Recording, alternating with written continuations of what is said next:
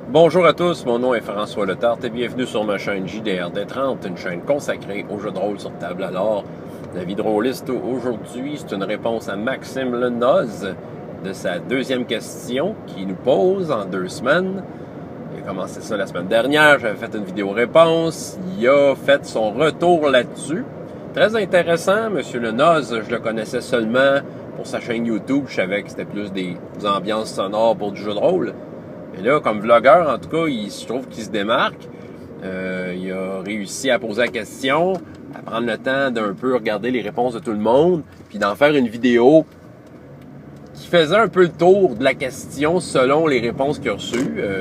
Je vous dis, là, c'est super bon. Allez voir ça, cette vidéo-là. Le lien est en bas.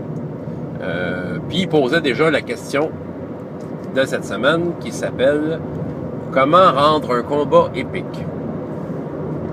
Bon, épique est un mot qui peut être interprété un peu différemment par tout le monde. C'est pas tout le monde qui a la même définition d'épique. Moi, je traduirais épique par mémorable. Il faut que ce soit un combat mémorable. Un combat que, tu sais, plusieurs années plus tard, tu en parles encore à tes amis, tu sais. Pour moi, ça, c'est épique. Okay? Quand tu t'en es rappelé. Tu sais, épique, c'est pas juste non plus l'idée du maître de jeu qui amène à la table, qui a préparé le combat épique selon sa version à lui. C'est sûr qu'on peut préparer des rencontres importantes, qu'on le sait que ces rencontres-là risquent d'être spéciales. À savoir si c'est épique, je pense que c'est plus que juste le maître de jeu qui propose sa vision du épique. C'est quelque chose qui se crée autour de la table. Donc, je vais garrocher de même des conseils, des trucs, des trucs qui sont cachés dans ma poche d'en arrière que je peux sortir pour essayer de rendre un combat vivant, en fait. Faire en sorte que chaque combat soit spécial, peu importe le niveau de combat, que ce soit le boss de la fin ou un bandit dans une taverne. Chaque combat a le potentiel d'être épique et mémorable. Bon, premier conseil, c'est connaître le système de jeu. Bon, ça, je pense que c'est évident. Pourquoi je dis ça? C'est parce que si, pendant un combat, on a des doutes sur comment faire tel jet de dés, tout ça, on peut perdre le momentum. En fait, ça amène un autre point, un autre truc, c'est de garder le rythme. C'est ça, pour garder le rythme, connaître le système de jeu, c'est quand même assez essentiel. Tu sais, c'est pas le temps pendant un combat de dire « Oh, faut que je regarde à telle page, c'est quoi la règle de... » Non, on n'a pas le temps de faire ça. Tu sais, si on le maîtrise bien, c'est parce que l'affaire, c'est que là, on va faire des belles descriptions. Le jet de dés ne fait que ponctuer ces descriptions-là. Tu sais, on parle de quelque chose, on roule les dés, on constate les résultats, puis après ça, on rebondit sur ce que les dés nous dévoilent. De cette façon-là, on garde un momentum. Il s'enregistre dans notre tête ce film-là, qui fait en sorte qu'on peut se retrouver avec un combat mémorable. Donc, bien connaître le système de règles. Au niveau des dés, bien justement, c'est quand il y a le temps de rouler les dés, que les joueurs et le maître de jeu, bien, les dés, il faut que vous les ayez déjà en main quand c'est à votre tour. Il ne faut pas vous les chercher sur la table. Les dés déjà en main. Ça garde le rythme. Et non seulement ça, dans les jeux, mettons qu'on prend les titres les plus populaires, Pathfinder Donjon, où est-ce que tu as un dé 20 à rouler pour ton attaque, puis un autre dé pour tes dommages, bien, roule-les les deux en même temps. Même si tu manques, tu n'auras pas perdu ton temps nécessairement. Si tu réussis, tu as déjà ton résultat sur la table de ton dommage, puis si tu manques, ben, tu n'auras rien perdu, là. C'est ça, tu prends ton épée longue, ben, tu prends ton D8, puis ton D20, puis tu roules ça sur la table en même temps, là. C'est pas séparément, là. Attends pas de voir, je l'ai eu, puis là, il est où mon D8? Non, regarde, tu l'as déjà dans les mains. À ton tour, tu l'avais dans tes mains. Non seulement ça, à ton tour, monsieur joueur, faut que dans ta tête, tu aies déjà une idée de ce que tu vas faire. Ça veut dire d'être attentif quand c'est pas ton tour. J'ai déjà remarqué ça, qu'il y a des joueurs, quand c'est pas leur tour, ils font comme dans les jeux de société. Ils regardent ailleurs, ils sont comme pas... suivent comme pas la game. Ils attendent qu'on leur dise « OK, c'est à toi pour, comme soudainement, revenir dans le jeu, puis participer, puis se poser des questions sur ce qui se passe. » Mais non, c'est ça. Faut que même quand c'est pas votre tour, faut que vous vous sentiez impliqué dans là-dedans. T'sais. En même temps, pour rendre ça épique, justement, si on est tous ensemble attentifs pendant un combat, ben on va comme devenir les spectateurs des autres, puis on va comme acclamer leur réussite, huer leur défaite, peu importe, on va réagir, et ça, c'est ça qui rend le jeu de rôle incroyable.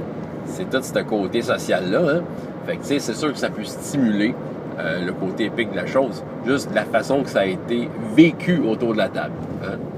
Donc, fait que le rythme maintenu par la connaissance des règles, les dés qu'on ne perd pas dedans que les dés, ou qu'on soit stratégique sur la façon de rouler les dés, puis qu'on soit attentif pendant tout le jeu.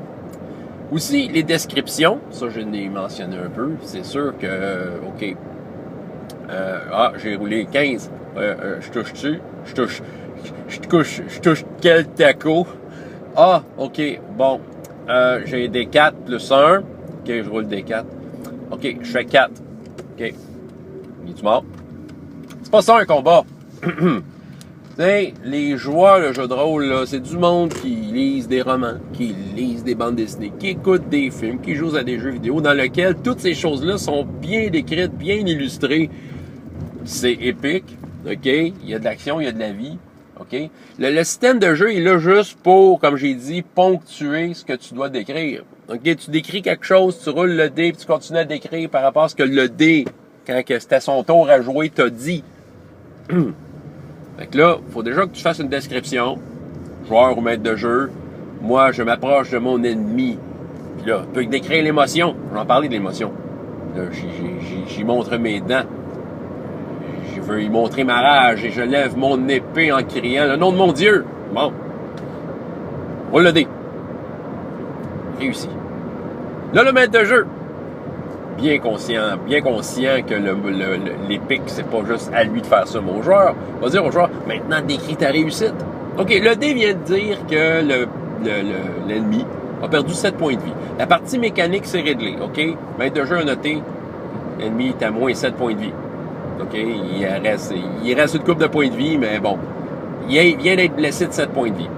Donc là, le maître de jeu dit au joueur, maintenant, OK, ben dis-moi donc, qu'est-ce qui s'est passé? Quelle sorte d'attaque tu as fait, tu sais? Quelle sorte de dommage? Puis là, le joueur peut décrire, ben mon épée, lui a fait saigner son coude et a éraflé son flanc. Bon, OK. Pas besoin de faire ça à chaque coup, mais une coupe de mots, c'est juste pour qu'on mette de la couleur dans les chiffres. Ça peut stimuler le épique, à mon avis. Avoir des belles descriptions, parce que ça nous fait faire le film. Puis en laissant les joueurs décrire, ben c'est ça. C'est qu'en fait, ils vont nous partager leur vision du épique. Tu sais, qu'est-ce qu'ils ont envie de voir dans leur film, puis ils nous le partagent. Fait que le maître de jeu n'a pas à décrire à la place du joueur qu'est-ce qui s'est passé. C'est au joueur de décrire sa blessure. Tu sais, même si, bon, le joueur fait une description très détaillée et gore, une limite aussi, là, faut pas trop en mettre, mais tu sais, le dé a dit que c'était 7 points de vie. OK, fait que, au moins, la partie mécanique, c'est réglé, mais le joueur peut se laisser aller dans sa description un peu. Fait que ça, souvent, j'invite les joueurs à bien décrire ce qu'ils font avant et après. Pas tout le temps systématiquement, mais j'évite que ça soit seulement un combat de chiffres. Donc, les belles descriptions, question qu'on se partage le film qu'on a dans notre tête. OK. L'émotion, ouais, j'en ai parlé. Ben, décrire les émotions, ça en fait partie. Les maîtres de jeu, tu sais, même le plus ordinaire des gobelins a des sentiments. OK? Fait qu'on peut décrire la peur dans ses yeux. On sait bien que le gobelin va se faire tuer. Fait que décrire la peur dans ses yeux. Décrire la respiration de quelqu'un qui est enragé. Hein?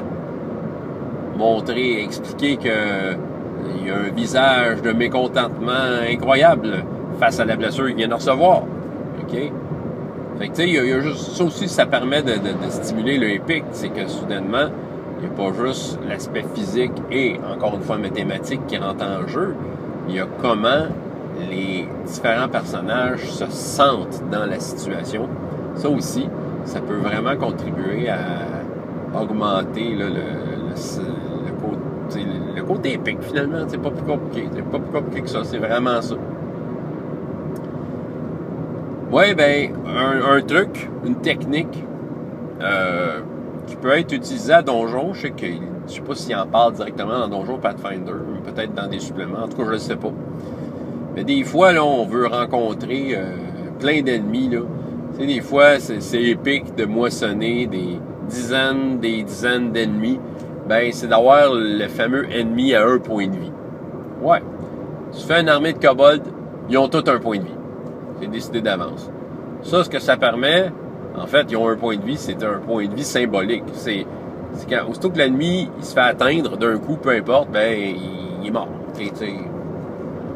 Fait que ça permet au maître de jeu de calculer plus rapidement le nombre d'ennemis qui restent. Puis c'est ça donne le sentiment au joueur qui est super puissant.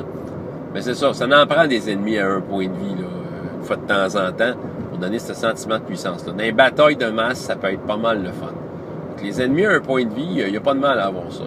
J'ai tellement vu des combats avec des kobolds s'éterniser parce que les kobolds avaient tous 4 points de vie puis que les joueurs roulaient pas bien, tu sais. Puis, OK. Mais en même temps, c'est correct des combats de kobolds qui s'éternisent. Ça amène un autre aspect que je vais amener un peu plus loin. Mais des fois, d'avoir l'armée que tu peux moissonner au travers, ben, ça te donne l'impression que t'es un super-héros épique. Ouais, ben parlons-en donc du moissonnage d'ennemis, les combats de masse. Je parlais de rythme tantôt au niveau de la table, tu sais, les différents trucs. Il y a un rythme au combat de masse qui, je pense, c'est un vieux truc, là, mais c'est juste d'alterner entre les scènes de ce qui se passe en général et des scènes spécifiques au personnage. Donc, tu sais, les scènes générales, ben, c'est comme un peu vers où se rend l'ennemi, telle unité de l'ennemi, de l'armée ennemie, ou quel est l'état de fatigue de nos troupes, tu sais, OK. Il y a moyen de décrire les choses comme ça. Soudainement, l'ennemi sort une catapulte, puis catapulte des dragons. OK, tu sais, c'est comme les grands événements. À travers ça, qu'est-ce qui se passe avec les joueurs? Fait que là, on fait des scènes.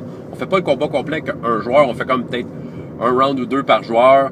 Puis, tu sais, chaque joueur a son moment dans la bataille. Peut-être qu'il est en train de moissonner à travers des ennemis à 1 point de vie. Peut-être qu'il a trouvé un boss particulier.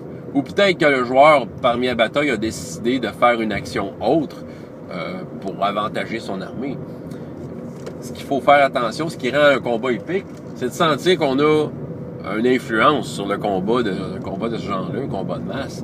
Fait que c'est de faire en sorte peut-être de présenter aux joueurs des occasions de faire des actions qui vont renverser la vapeur en leur faveur et en la faveur du camp auquel ils sont associés.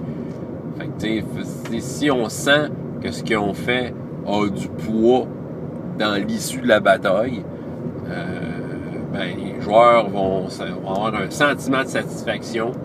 D'après moi, ça aide à rendre un combat épique.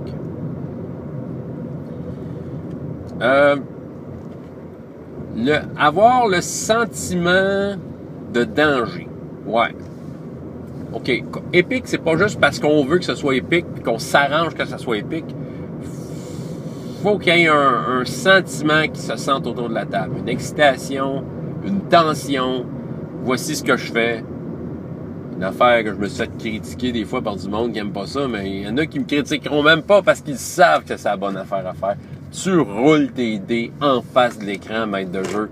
Cache-les plus. Ne plus jamais cacher tes dés. Les dés, j'en ai déjà parlé, c'est comme un joueur autour de la table. Tu y laisses la parole, OK? On a choisi ce jeu-là qui marche avec ces règles-là. Tout le monde est d'accord. Fait que go. Ah oui, des fois, il y a des jeux de dés qui peuvent scraper ton histoire. Mais ça fait partie de l'attention qu'on veut faire. Il faut que le sentiment de danger soit là pour vrai, autant pour le maître de jeu que pour les joueurs. Ça peut rendre un combat épique. Parce que le dé, pour l'avoir essayé, là, j'ai essayé en cachant mes dés, puis faire comme M. Gigax disait, juste faire du bruit en arrière de l'écran. Ouais, OK, ça met un sentiment de tension, tu sais, parce que les joueurs se demandent, est-ce qu'ils roulent vraiment les dés ou pas? Mais là, quand tu le fais en face, ils savent que tu roules les dés pour vrai. Je peux vous dire, je la sens, la différence. Ça fait partie du spectacle. Je me mets en face de l'écran. Ça, là, ça peut augmenter un sentiment de épique. Parce que le sentiment est réel. Il y a de la tension. Tu roules le dé sur la table, les joueurs vont te regarder le rouler. Ils vont regarder le résultat. Ils ont un souhait que tu rates ton coup. Ils veulent pas que tu le roules le 20 sur ton D20. Ça, là, ça aide à rendre un combat épique. Fais tes dés en face de l'écran, maître de jeu. Faut que les joueurs le voient. C'est ça. Ben oui, ton kobold à 1 point de vie que tu devais moissonner vient de te faire un critique. Oh! Ça arrive. Qu'est-ce que tu veux? On est dans un combat. C'est déjà juste épique de dire qu'on va sortir les armes et on va se taper dessus. Tu ferais pas ça dans la vraie vie. Dans la vraie vie, là, tu sais, quelqu'un te donnerait une épée, puis une vraie épée, là, puis lui, il aurait une épée, il dit, on se bat jusqu'à la mort, et là, ta vie deviendrait épique. T'aurais peur, t'aurais toutes sortes de sentiments. Mais imagine dans un monde aventurier, ben oui, ils sont courageux, les aventuriers, peu importe, ils sont face à la mort, même face à un kobold. Peu de chance que ça arrive. Mais des fois que les dés ont décidé de nous jouer un tour, mais on le montre aux joueurs, on le fait en avant de l'écran, personne triche. Puis ça, là, ça peut augmenter le côté épique de la chose. Puis je parlais aussi niveau de défi, ben c'est sûr qu'il faut faire des combats qui en valent la peine. Les combats qui en valent la peine, entre autres, je sais pas si ça rentre un peu là-dedans, là, mais tu sais, utiliser l'environnement. Ben oui, ça, j'allais l'oublier, mais utiliser l'environnement. Vous êtes dans un combat, dans une taverne, ben, il n'y a pas juste vous et votre épée, puis face à votre adversaire, bing, bang, bing, bang, bing. Non. Il y a des chaises, il y a des bocs de bière. On peut pogner le bras du nain sous à terre pour le mettre, pour enfarger un ennemi. Tu sais, il y a moyen d'utiliser l'environnement de façon surprenante qui va déstabiliser l'ennemi. Il y a vraiment moyen de faire ça. Je vous le dis. C'est ça qu'on voit dans les films. Hein, les combats épiques, il se passe toutes sortes d'affaires. Puis c'est drôle des fois, parce qu'il y en a qui vont jouer avec les figurines. Là, ils vont s'acheter des super maps, là. Puis là, c'est ça. Puis là, quand le combat arrive, tout ce qu'on voit, c'est la figurine une en face de l'autre, puis ils se roulent des dés avec un beau décor. Mais non, regarde, t'as acheté une belle battle map, là. Ça se passe dans une montagne en glace. Utilise-la, la glace. Le monde slide sur le cul à tout fait qu'il donne un coup d'épée. C'est-tu assez épique à ton goût? D'essayer de se remonter, de se replacer, tu sais, de donner son équilibre, puis que, tu sais, les deux ennemis s'en veulent à mort, puis ils partiront pas d'ici tant qu'il n'y en aura pas un des deux de mort. Tu sais, voilà, ça, c'est un combat qui vaut la peine. Peu importe et à quel prix. Fait que, tu sais, utiliser l'environnement. Puis, évidemment, mettre des ennemis qui ont de l'allure. Évidemment, le fameux boss de la fin. Avec l'émotion, puis tout ça. Ouais. Combat épique, c'est chacun a sa version du film qu'il veut voir dans sa tête. Il s'agit que tout le monde soit présent, partage, que le rythme soit bon. Tu sais, faut juste, tu sais, la mise en place est là. Puis évidemment, si on a une belle aventure, un beau contexte à apporter aux joueurs, ben, tu sais, puis que les joueurs se sentent impliqués dans l'aventure, ben là, tout ça fait en sorte qu'on mélange ça. Puis on peut transformer ça en combat mémorable et en combat épique qu'on va s'en parler toute notre vie. On va pouvoir s'en reparler avec ses amis-là toutes les fois. Hey, tu te souviens-tu de la fois qu'on s'est battu contre des kobolds? Ouais, mais cette fois-là, c'était spécial parce que je sais pas, il s'était passé quelque chose. Les dés ont été chiens contre nous autres. On a réussi dans de peine et de misère, mais ils vont s'en rappeler. Voilà. Voici ce qu'est un combat épique. En tout cas, vous n'étiez pas obligé de m'écouter jusqu'à la fin. Mais voilà, j'ai fini. François Letarte, JDR de 30 et jusqu'à la prochaine fois. Et autant de plaisir dans la vie que dans les jeux. Au revoir.